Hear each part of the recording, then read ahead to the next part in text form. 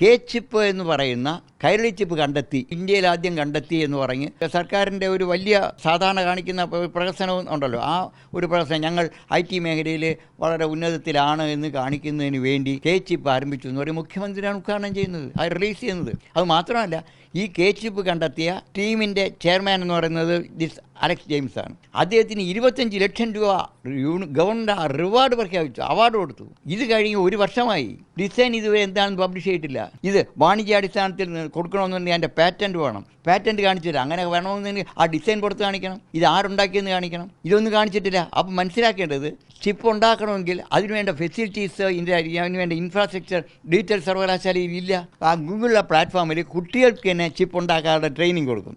അങ്ങനെയുള്ള ഒരു പ്ലാറ്റ്ഫോം മാത്രമേ ഉള്ളൂ. അതല്ലാതെ ചിപ്പ് ഉണ്ടാക്കുക എന്ന് പറഞ്ഞാൽ ചിപ്പ് ഉണ്ടാക്കി വാണിജ്യാടിസ്ഥാനത്തിൽ കൊടുക്കുമ്പോഴത്തേക്കും അത് കാർഷിക മേഖലയിലും ഇൻഡസ്ട്രീസ് മേഖലയിലും എല്ലാ മേഖലയ്ക്കും ഉപയോഗിക്കാൻ കഴിയുന്നതാണ് ചിപ്പ്. ഇപ്പോൾ ചിപ്പ് ഉണ്ടാക്കുന്നത് ഏറ്റവും കൂടുതലായിട്ട് ഉണ്ടാകുന്നത് കൊറിയയിൽ നിന്നും തൈവാനിൽ നിന്നുമാണ്. ഇന്ത്യ തന്നെ 90% ചിപ്പും തൈവാനിൽ നിന്നും കൊറിയയിൽ നിന്നും ഒക്കെ ഇമ്പോർട്ട് ചെയ്യാണ്. അങ്ങനെ ഇരിക്കുമ്പോൾ കേരളം കെ ചിപ്പുമായിട്ട് രംഗത്ത് വരുന്നതെന്ന് പറഞ്ഞാൽ ലോകരാജ്യങ്ങൾ തന്നെ ആശയിക്കില്ലേ? അപ്പോൾ ഇത് ഇവിടെ സ്ഥിരമായിട്ട് കാണിക്കുന്ന തള്ളലിൻ്റെ ഒരു ഭാഗമാണിത്. ഇവിടെ കെ റെയിൽ, അതേപോലെ തന്നെ കെ ഫോൺ, കെ നെറ്റ്, എല്ലാം കെ ആണല്ലോ.